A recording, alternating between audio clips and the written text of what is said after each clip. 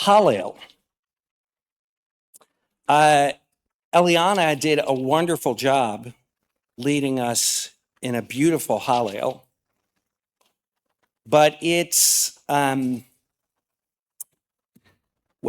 not everything, at least it's not everything that I thought it was. Min hametzar karatiya. I cried out to God from, translated here, tormented from a narrow place. Adonai li lo ira, when God is with me, I shall not fear. The psalm continues, if any nation surrounds me with God's name, I shall cut them down. Though they surround and encircle me with God's name, I shall cut them down. Though they swarm round me like bees, they shall be stamped down like thorns on fire. Though I be pushed and staggered, God will be my help. In this book, which was gifted to me by Rabbi Posner, Weaving Prayer, an analytical and spiritual commentary on the Jewish prayer book, Rabbi Jeffrey Hoffman explains that the word Hallel means praise, and because of that, many prayer books and commentaries characterize this service as entirely joyful and exultant. But that doesn't reflect fully the themes of the Psalms. This was already noticed by the sages of the Talmud.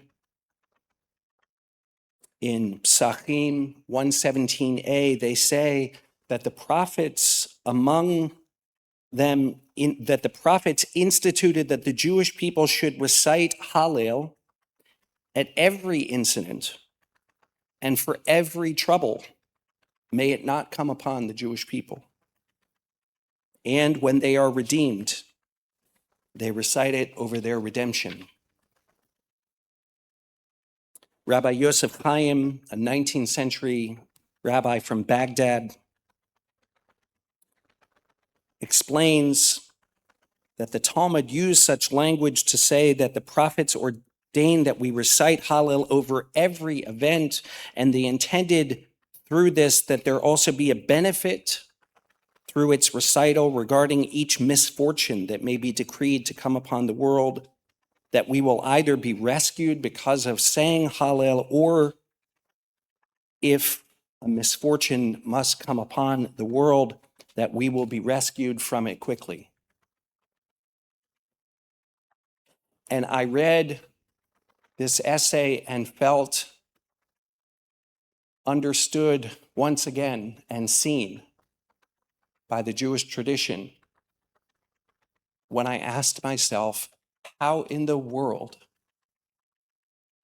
am I going to say Hallel on the first day of Sukkot, which is 2 years since October 7th?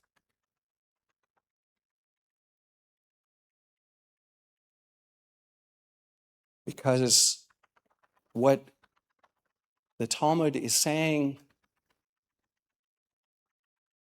is that the Jewish people have known times of sorrow before, and that the Psalms of Hallel are not only celebration, they are acknowledgement of terrible moments of suffering in the history of the Jewish people, and of how we endured and survived, and were given strength, and we're not alone.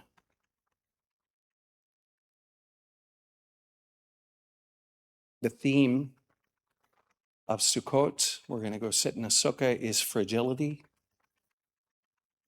that everything changes. And I am reminded of the story of King Solomon, who was given the precious ring, which had written on it those words of wisdom, Gam ze ya'avor, this too shall pass, which reminds us in good times that we will not live forever, that good times will fade, and so we should hold them more dearly, and that terrible and awful and horrific times, gam ze, for this too shall pass. So I want to read, to conclude, a prayer, an El Male Rachamim, for the victims of October 7th, that was written by Rabbanit Sarah Sego Katz and Rabbah Tamar Eldad Applebaum, especially for the victims of October 7th. El Male Rachamim, God of compassion in a universe that lacked compassion. Grant tender rest beneath the wings of the Shekhinah in the broken spheres of human radiance to the souls of each and every of the injured and the violated in the horrors of the pogrom of October 7th. The fear that fell upon each man and woman, elders, youth, and children, our mouths do not know how to scream or put it into words. We lament and mourn for them, for us. Because of this, our hearts are faint. Because of this, these our eyes grow dim. Woe to us, for we are broken. Woe, for our homes were shattered, our souls and bodies tormented, and our faces darkened. Therefore, Baal HaRachamim, compassionate one, reveal our torment to the world and for all time. And from one end of the earth to the other, may the silenced voices utter. Guard our souls in the land of life, for life is our heritage. And may we come in peace to healing. Please, God, heal all the injured. Please, God, heal the families and caretakers. Please, God, hear and heal us all. Let us say, Amen.